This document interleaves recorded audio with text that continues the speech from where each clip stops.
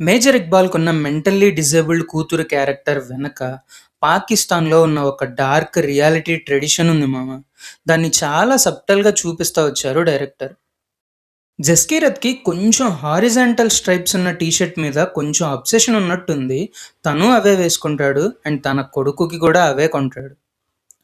ఆదిత్యధర్ ఎంత డీటెయిల్‌గా script and డైలాగ్స్‌ని రాసుకున్నారు అంటే, స్పైలు ఇచ్చే ఇన్ఫర్మేషన్‌ని ఇంటెల్ అని పిలుస్తూ ఉంటారు సన్యాల్ అండ్ బన్సాల్. ఇది రియల్ లైఫ్‌లో వాడే వర్డ్.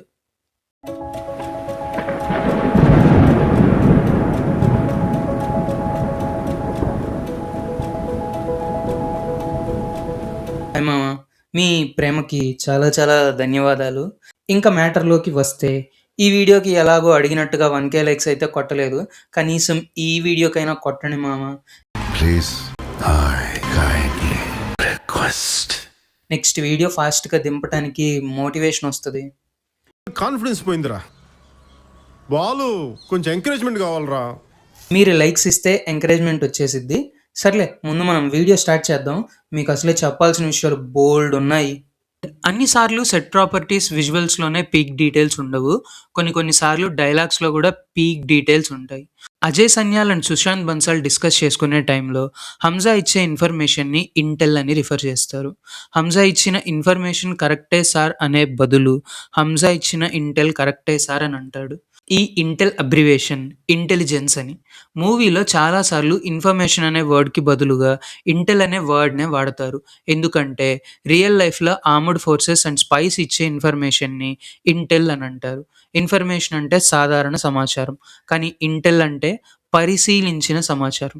ఇందులో మళ్ళీ హ్యూమింట్, సైయింట్ అని చాలా రకాలు ఉంటాయిలేండి. వరల్డ్‌లో రియల్ లైఫ్‌లో చాలా కంట్రీస్‌లో పక్క దేశంకి సంబంధించిన సీక్రెట్స్ తెలుసుకోవడానికి వాడే ఫోర్సెస్ ఆర్ టీమ్‌ని మిలిటరీ ఇంటెలిజెన్స్ అంటారు. మూవీలో అదే వాడారు. 'ధురంధర్' మూవీ వరల్డ్ అంతా రియలిస్టిక్‌గా ఉండటానికి ఇలాంటి చిన్న వర్డింగ్స్‌ని కూడా వదలకుండా మాక్సిమం యాక్యురేట్‌గా ఉండటానికి ట్రై చేశారు. ఇలాంటిదే ఇంకొక డీటెయిల్ నాకు చాలా బాగా నచ్చింది మూవీలో. అది చాలా సబ్టల్‌గా ఉంటుంది. ఎగ్జాంపుల్‌కి దుబాయ్‌లో ఈ రూమ్‌లో హంజా, బన్సాల్ అండ్ అజయ్‌ని కలిసినప్పుడు ఒక్కసారి కూడా వాళ్ళని నేమ్‌తో అడ్రెస్ చేయడు. అజయ్ సార్ అని గాని, బన్సాల్ సార్ అని గాని పిలవడు. అండ్ వీళ్ళిద్దరూ కూడా మనమే గదా ఉంది అని జస్కీరత్‌ని ఒరిజినల్ నేమ్‌తో పిలవరు. ఎందుకంటే ఆ రూమ్‌లో ఎవరైనా బగ్‌ని ఫిక్స్ చేసుండుంటే అంతా లీక్ అయిపోద్ది. అందుకే ఈ రూమ్‌లో మీట్ అయిన వాళ్ళవెవ్వరివి కూడా రియల్ నేమ్స్ అనేవి మెన్షన్ చెయ్యరు ఈ సీన్‌లో. అండ్ అజయ్ గూడా తను కాల్చిన సిగరెట్ బగ్‌ని డస్ట్‌బిన్‌లో వేయకుండా కోట్ పాకెట్‌లో పెట్టుకుంటాడు. మేబీ తను ఇక్కడికి వచ్చినట్టు తన డీఎన్ఏ గానీ, వేరే ఏ డీటెయిల్స్ కూడా ఎక్కడ ట్రేస్ అవ్వకూడదని అనుకుంటా చాలా జాగ్రత్తలు తీసుకుంటూ ఉంటాడు అజయ్ సన్యాల్. మన వీడియో పార్ట్ 1లో పాకిస్తాన్‌లో ఉండే సిట్యుయేషన్స్‌ని చూపించడానికి డైరెక్టర్ ఎంత గ్రౌండెడ్ వరల్డ్ బిల్డింగ్ చేశారో చెప్పటానికి ఒక 6 ఎగ్జాంపుల్స్ చెప్పాను. అలాంటిదే ఇప్పుడు ఇంకొక పీక్ డీటెయిల్ చెప్తాను. అదేంటి అంటే, మేజర్ ఇక్బాల్ కూతురు మెంటల్లీ అన్‌స్టేబుల్ పర్సన్ అవ్వటం. పాకిస్తాన్‌లో ఉండే వరస్ట్ కల్చర్‌ని రిఫ్లెక్ట్ చేసే పాయింట్ ఇది. అదేంటంటే, పాకిస్తాన్‌లో ఫస్ట్ కజిన్ మ్యారేజెస్ ఎక్కువ. అంటే సొంత బాబాయ్ లేదా పిన్ని పిల్లలను, మేనత్త, మేనమామ పిల్లలను పెళ్లి చేసుకోవటం. కొన్ని సర్వేస్ ప్రకారం పాకిస్తాన్‌లో దాదాపు 60-70% వరకు వివాహాలన్నీ ఇలాంటి దగ్గర కజిన్స్ మధ్యే జరుగుతాయి. దీన్నే కన్సాంగ్యునిటీ అంటారు. ఇలా సేమ్ బ్లడ్ లైన్‌లో వాళ్ళు పెళ్ళిళ్ళు చేసుకోవటం వల్ల పాకిస్తాన్‌లో జన్యులోపాలు, అంగవైకల్యం మరియు మానసిక సమస్యలతో పిల్లలు పుట్టే శాతం ప్రపంచంలోనే అత్యధికంగా ఉంది. దీన్నే డైరెక్టర్ ఒక క్యారెక్టర్‌తో డైరెక్ట్‌గా చూపించారు. ఇప్పుడు కొంచెం స్క్రీన్ ప్లే గురించి మాట్లాడుకుందాం. ఫస్ట్ పార్ట్, సెకండ్ పార్ట్ మొత్తం అంతా ఒకేసారి రాసుకొని షూట్ చేయటం వల్ల అనుకుంటా 2 పార్ట్స్ మధ్య చాలా స్ట్రాంగ్ కనెక్షన్స్ ఉంటాయి. నిజానికి వీటిని కనెక్షన్స్ అని అనటం కంటే కంటిన్యూషన్స్ అంటే బాగుంటుందేమో.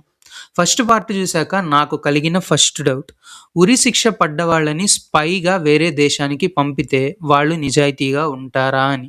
ఉరి శిక్ష పడ్డ ఖైదీలు ఇండియన్ సిస్టమ్ మీద కోపంతో ఉండటానికి ఛాన్స్ ఎక్కువ ఉంటుంది. మరి వాళ్ళు నిజాయితీగా పని చెయ్యగలరా అని అంటే, జస్కీరత్ బ్యాక్‌గ్రౌండ్ చూశాకనే అర్థమైంది. ఎవడు పడితే వాడిని తీసుకోరు. వాళ్ళ మిషన్‌కి కావాల్సిన క్రైటీరియా ఉన్న వాళ్ళనే తీసుకుంటారు అని. జెస్సీ బ్యాక్‌గ్రౌండ్ ఈ పాయింట్‌ని చాలా బాగా జస్టిఫై చేసింది. అండ్ మూవీ ఎండింగ్‌లో రివీల్ చేసిన ట్రైనింగ్, మూవీలో కలిగిన అన్ని డౌట్స్‌కి పర్ఫెక్ట్‌గా ఆన్సర్ ఇచ్చింది. ఎగ్జాంపుల్‌కి హంజా ఎందుకు ఇక్కడ బ్లడ్ పూసుకున్నాడు అని. ట్రైనింగ్‌లో చెప్తారు. ఫాల్స్ ఫ్రెండ్ టెక్నిక్‌తో కొంతమందితో స్నేహం చేయాలి. లాజిక్‌తో కాకుండా ఎమోషనల్‌గా ఆలోచించే వ్యక్తుల్ని అందుకోసం ఎంచుకోవాలి అని. రెహమాన్‌ని ఎమోషనల్‌గా లొంగదీసుకోవడం కోసం ఇక్కడ షర్ట్‌కి బ్లడ్ పూసుకుంటాడు. అండ్ అది నిజంగానే పనిచేస్తుంది. రెహమాన్ ఇది నా కొడుకు రక్తమే కదా అని ఈజీగా బెండ్ అవుతాడు. రెహమాన్‌ని చంపి ఉజైర్‌ని వదిలిపెట్టడానికి కూడా మంచి జస్టిఫికేషన్ ఇచ్చింది ఈ సీన్. అండ్ ఫస్ట్ పార్ట్ చూసాక నాకొచ్చిన అతి పెద్ద doubt, why Rehman at first? Hamza ఎందుకు మొదటగా రెహమాన్నే చంపాలి అని అనుకున్నాడు? జస్ట్ ఫస్ట్ పార్ట్ చూసినప్పుడు 26/11 అటాక్స్కి ప్రతీకారంగా అండ్ మళ్ళీ ఐఎస్ఐకి ఆర్మ్స్ సప్లై చేస్తాను అని అన్నందుకు హంజా రెహమాన్ని చంపినట్టు ఉంటుంది. కానీ 26/11 అటాక్స్కి రెహమాన్ ఆర్మ్స్ మాత్రమే సప్లై చేశాడు. ఒకవేళ ఆ రోజు ఈ డీల్ కుదరకపోయినా కూడా మేజర్ ఇక్బాల్ వేరే వాళ్ళ దగ్గర ఆర్మ్స్ తీసుకొని, లేదంటే వేరే కంట్రీ నుంచైనా ఆర్మ్స్ కొని 26/11 అటాక్స్ చేయించుండేవాడు. అలాంటప్పుడు ఇంకోసారి అలాంటి అటాక్స్ జరగకుండా ఆపాలి అని అంటే ఆ అటాక్స్‌ని ప్లాన్ చేసిన మేజర్ ఇక్బాల్‌ని ముందు చంపాలి. అంతేగాని అటాక్‌కి ఆర్మ్స్‌ని సప్లై చేసిన రెహమాన్‌ని కాదు గదా అని అనిపించింది. కానీ నిజానికి హంజాకి కావాల్సింది రెహమాన్ డెత్ మాత్రమే గాదు, రెహమాన్ ప్లేస్.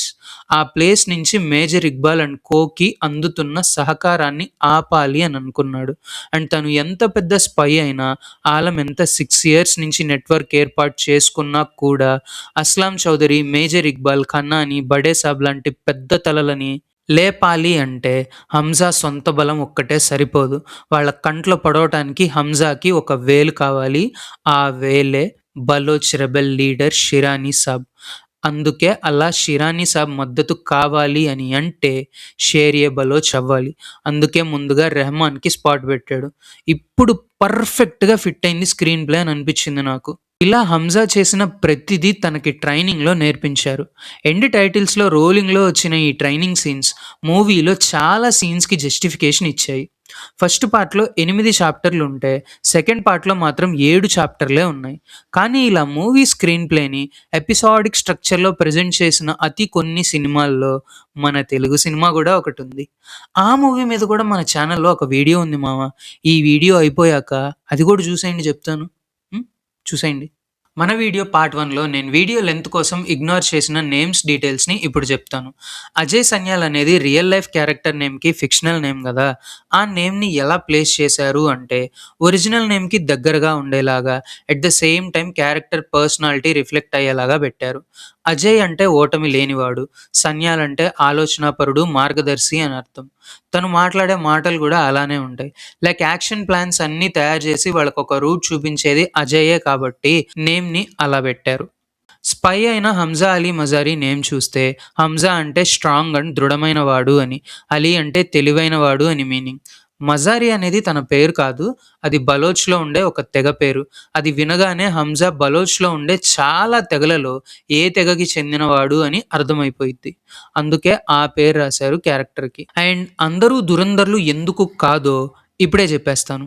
అది తెలియాలి అంటే ముందుగా మీకు దేవర కథ తెలియాల్సిన అవసరం లేదు మామ.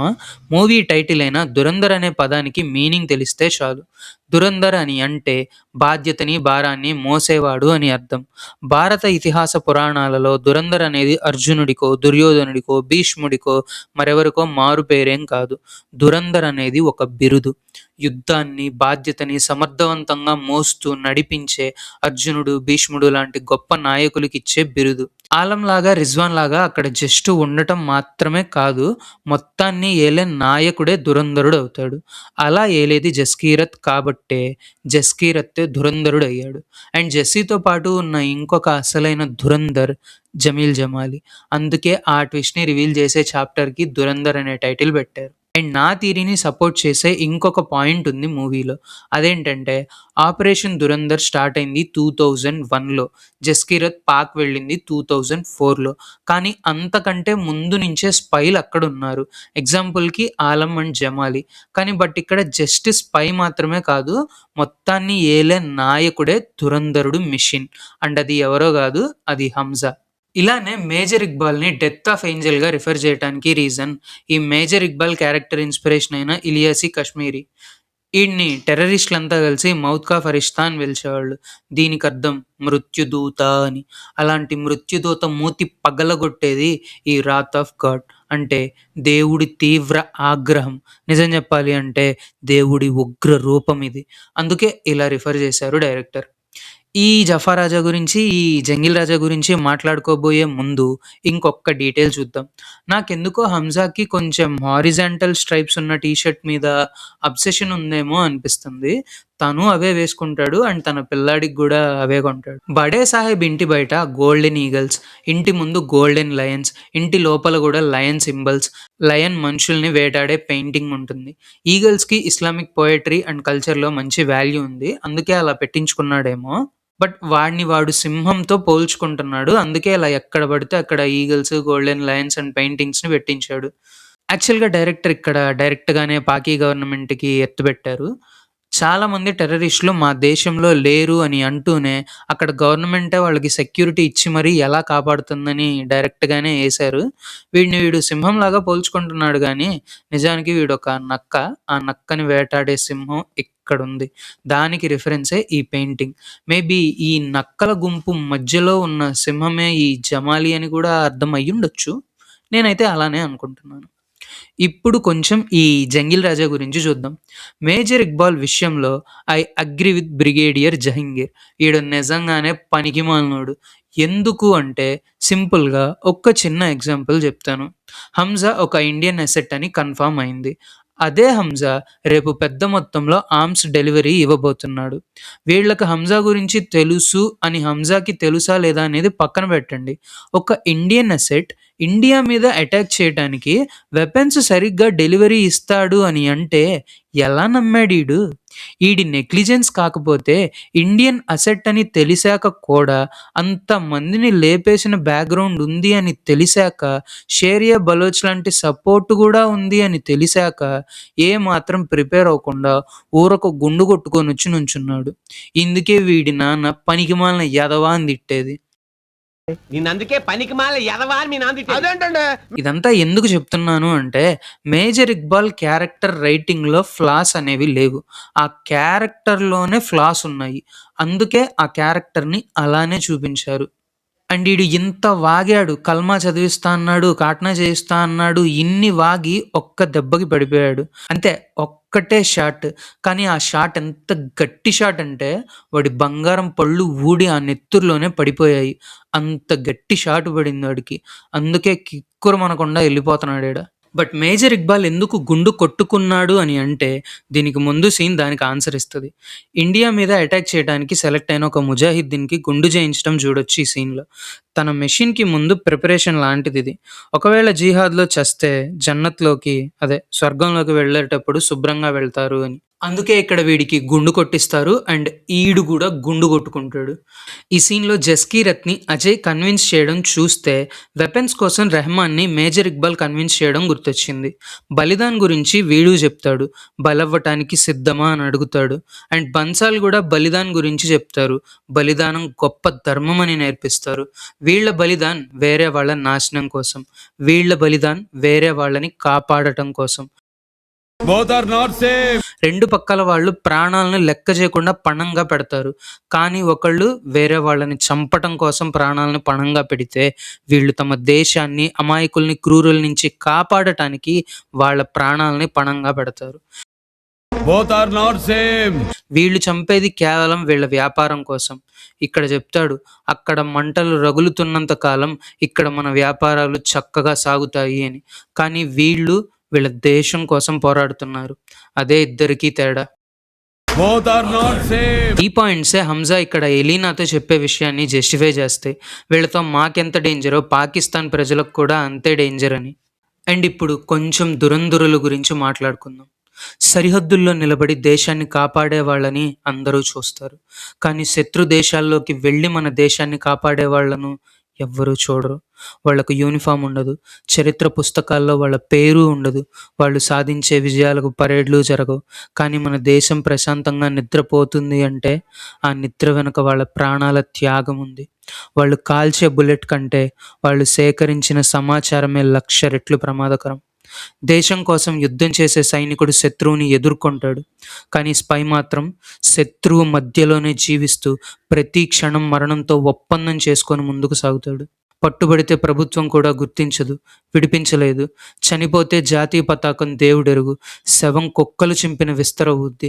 ప్రతి క్షణం బతకాలి అనుకునే మనిషి కూడా పట్టుబడ్డాక చావాలి, చచ్చినా పర్లేదు పట్టుబడకూడదు అని కోరుకునే ఒక చీకటి ప్రపంచంలో బతకాలి. ఎంత లోతుకి ఈదినా, ఎంత పైకి ఈదినా, ఏ దిక్కుకి ఈదినా అక్కడ చీకటే ఉంటుంది. వాళ్ళు గెలిచిన యుద్ధాలకు మెడల్స్ రావు, వాళ్ళు ఆపిన విపత్తులకి చప్పట్లు పడవు. అయినా దేశం కోసం వాళ్ళు చేసే ప్రతి మెషిన్ చరిత్రలో రాయకపోయినా దేశ భవిష్యత్తును రాస్తుంది. రహస్యమే వాళ్ళ గుర్తింపు, త్యాగమే వాళ్ళ జీవితం, విజయమే వాళ్ళ లక్ష్యం. స్పై అంటే ఒక మనిషి కాదు, అవసరం వచ్చినప్పుడు దేశం ధరించిన కనిపించని ఒక కవచం. వాళ్ళ కథలు బయటికి రావు, వాళ్ళ పేర్లు ప్రజలకు తెలియవు. ఒక సైనికుడు సరిహద్దును కాపాడితే ఒక స్పై దేశ భవిష్యత్తును కాపాడుతాడు. వాళ్ళు చీకట్లో పనిచేస్తారు కాబట్టి వాళ్ళనెవరూ చూడరు, కానీ వాళ్ళు చేసే పని వల్లే దేశం వెలుగులో నిలుస్తుంది. ఏంటి బ్రో ఇంత బిల్డప్ ఇస్తున్నావు అని మీరు అనుకోవచ్చు, కానీ రియల్ లైఫ్లో స్పైల జీవితాలు ఇలా సినిమాల్లో చూపించినట్టు కలర్ఫుల్ క్లోత్స్, బికినీ డ్యాన్స్లు, బీచ్ సాంగ్స్తో ఉండదు. ఒక దేశంలో వేరే దేశం స్పై పట్టుబడితే అఫీషియల్గా ఆ దేశం పట్టుబడ్డ స్పైని విడిపించలేదు. ఎందుకంటే వేరే దేశాల్లో స్పై చేయటం అనేది ఇంటర్నేషనల్ రూల్స్కి ఎగెనిస్ట్. అతను మా దేశం వ్యక్తి అని ఒప్పుకుంటే మేము స్పైయింగ్ చేశాము అని ఒప్పుకున్నట్టే. ఇంకా దాన్ని పట్టుకొని మా దేశంలో శాంతి భద్రతలు గాడి తప్పేలాగా మా మీద కుట్ర చేశారు, మా ప్రధానిని చంపాలి అని అనుకున్నారు, మా దేశ సంపదని దోచుకున్నారని, అదని ఇదని ఇలా ఎన్ని ఫేక్ అలిగేషన్స్ వేసినా స్పైని పంపించిన కంట్రీ ఒప్పుకోవాల్సిందే. ఇది అంతర్జాతీయంగా ఆ దేశం పరువు పోయేలాగా చేస్తుంది.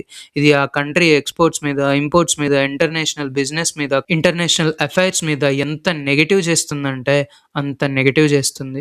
అందుకే ఒకవేళ స్పైలు పట్టుబడ్డా కూడా ఏ దేశం కోసం అయితే వాళ్ళు పోరాడారో ఆ దేశం కూడా వాడెవడో మాకు తెలీదు అని బుకాయిస్తుంది. తనకి ఏదైనా ఫోన్ వస్తే, పక్కనున్న వాళ్ళకు ఒక ఫోన్ కాల్ వస్తే ఆ ఫోన్ నా గురించేనేమో అనే భయం వేస్తుంది. ఎవరైనా కలవమని అడిగితే దొరికిపోయానేమో అని భయమేస్తుంది. ఎక్కడ ఏం మాట్లాడితే, ఎక్కడ ఏం చేస్తే, రోజుల క్రితం, వారాల క్రితం, నెలల క్రితం, సంవత్సరాల క్రితం మాట్లాడిన ఒక్క చిన్న తప్పు మాట, చేసిన ఒక్క చిన్న తప్పు పని ఇప్పుడు పట్టించిద్దేమో అని ప్రతి క్షణం గుండెని చేతిలో పెట్టుకొని బతకాలి. తనే తప్పు చేయకపోయినా తన పక్కనుండే వాళ్ళు చేసిన తప్పుకు కూడా తనే మూల్యం చెల్లించాల్సి రావచ్చు. తన పక్కనే ఉన్న వాళ్ళే తనని పట్టించవచ్చు, వేరే వాళ్ళ తప్పుకు కూడా తను దొరికిపోవచ్చు. తన దేశంలో అధికారి ఎవడైనా వాడి స్వార్థం కోసం పట్టించవచ్చు. అంతదాకా ఎందుకు, తనని పంపించిన దేశమే వేరే ఏదైనా లాభం కోసం తనని పట్టించొచ్చేమో ఎవడికి తెలుసు. ఒక్క ముక్కలో క్లారిటీగా చెప్పాలి అంటే దారుణంగా సస్తామని తెలిసిన ఆనందంగా ఆ సావుని కౌగిలించుకొని పనిచేయాలి. అదే ఒక స్పై జీవితం. వీడియో ముగించే ముందు ఇంకొన్ని విషయాలు మాట్లాడాలి. ఆలంకి ఎలా అయితే తన గురించి చెప్పుకోవడానికి స్పేస్ దొరకలేదో జమీల్ జమాలికి కూడా అంతే. ఆలం కనీసం తన ఊరు పేరైనా చెప్పుకున్నాడు. హంజా, ఆలం, రిజ్వాన్ ఒకళ్ళకొకళ్ళు బాధైనా సుఖమైనా చెప్పుకుంటారు. కనీసం కో స్పై హ్యాండ్లర్ దగ్గరైనా ఓపెన్ అవుతారు. కానీ జమాలీకి కనీసం అలా చెప్పుకోవటానికి కూడా ఎవరు ఉండరు. కనీసం తన కింద పనిచేస్తున్న స్పై హ్యాండ్లర్స్కి కూడా తన గురించి చెప్పుకోవడానికి లేదు. సొంత పేరు, ఊరు గురించి కూడా ఎవరికీ చెప్పుకోలేడు. 45 సంవత్సరాలుగా ఒక మనిషి తనది కాని ఒక ముసుగును వేసుకొని వేరే బతుకును బతుకుతున్నాడు, అది క్రూర మృగాల మధ్యలో. కానీ తనకి ఒక ఇల్లు ఉంటుంది, తనకి ఒక సొంత కుటుంబం ఉంటుంది. వాళ్ళ దగ్గరికి వెళ్ళాలి అని తనకి అనిపిస్తుంది. ఇక్కడ తనకన్నీ ఉన్నాయి, తన సొంత వాళ్ళు తప్ప. అలాంటి విలాసవంతమైన జీవోత్సవంలాగా బతుకీడుస్తున్న జమాలీకి ఒకరోజు తన ఇంటికెళ్ళే ఒక బస్సు కనపడింది. 45 ఏళ్లుగా దూరమైన తన ఇంటికి ఆ బండి వెళ్తుంది. అక్కడికి వెళ్తే తన వాళ్ళని కలవచ్చు, తనకు నచ్చింది తినొచ్చు, ప్రశాంతంగా బతకొచ్చు అని అన్నీ తెలిసినా కూడా ఆ బండి అలా వెళ్ళిపోతుంటే చూస్తూ మనసులో దానికి వీడ్కోలు చెప్తూ తనకి లేనిది ఇంకొకళ్ళకైనా దక్కేలాగా చేశాను అని అనుకుంటూ కన్నీళ్లు తుడుచుకుంటూ తప్పనిసరి పరిస్థితుల్లో తిరుగు ప్రయాణం చేస్తాడు. అదే జమీల్ జమాలి అంటే. ఇక జస్కీరత్ విషయానికి వస్తే ఇంటి దగ్గరికి వెళ్ళాడు. అవును, ఇంటి దగ్గరికే వెళ్ళాడు, కానీ ఇంటి లోపలికి వెళ్ళలేడు కూడా. ఈ మిషన్ సక్సెస్ఫుల్గా కంప్లీట్ అయిందిగా, ఇంకా జస్కీరత్ ఎందుకు ఇంటికి వెళ్ళలేడు అని అంటే ఇది తన జీవితం కాదు. తనకి తన జీవితం మీద ఏ హక్కు లేదు. మీకు గుర్తుంటే 'జస్కీరత్ సింగ్ రంగీ'తో బన్సాల్ ఒక మాట చెప్తాడు. నీ జీవితం మీద పూర్తి హక్కు మాకు మాత్రమే ఉంటుంది అని. ఈ ఒక్క మిషన్‌తో జస్కీరత్ పని అయిపోలేదు. ఇంకా చాలా యుద్ధాలున్నాయి. ఇంకా చాలా పోరాడాలి. తను లేకపోయినా, మారిపోయినా వీళ్ళ జీవితాల్లోకి మళ్ళీ వెళ్ళి వాళ్ళకి కనిపించినా సరే వాళ్ళతో జీవితాంతం ఉండలేడు. ఎందుకంటే అయితే స్పైగా, లేదంటే ట్రైనర్‌గా, లేదంటే ఇంకో దేశంలో, లేదంటే ఇంకో మిషన్ మీద వెళ్ళాల్సిందే తప్ప తన జీవితం మీద తనకంటూ హక్కు లేదు. నిజానికి జస్కీరత్ ఆ రోజే చనిపోయాడు. వీళ్ళు ఏ ముసుగు వేస్తే ఆ ముసుగు వేసుకోవటమే. ఎన్ని ముఖాలు మార్చమంటే అన్ని ముఖాలు మార్చటమే. తన మీద తనకి కూడా హక్కు లేని ఒక జీవితం జస్కీరత్ జీవించాల్సిందే. అదే 'జస్కీరత్ సింగ్ రంగి'. అది మరింకా ఈ వీడియోకైతే ఇక ఇంతవరకే. ఇక్కడి వరకు చూసావంటే నీకు ఈ వీడియో నచ్చిందనే కదా మామ అర్థం. అలానే వేరే వేరే వీడియోలను కూడా చూసేయి. నచ్చగానే వెంటనే సబ్స్క్రైబ్ నొక్కేయి. ఈ వీడియో మీద మీ విమర్శల్ని, పొగడ్తల్ని కామెంట్స్‌లో గుమ్మరించేసేయండి. సబ్స్క్రైబ్‌ని మాత్రం మర్చిపోకండి మామ. అసలే మనం ఒక మైల్ స్టోన్‌కి అడుగు దూరంలో ఉన్నాము. ఏటి నా మైల్ స్టోన్ మీ చేతిలోనే ఉంది. ఇక జాగ్రత్త. నెక్స్ట్ వీడియోలో కలుసుకుందాం. అంతవరకు సైనింగ్ ఆఫ్.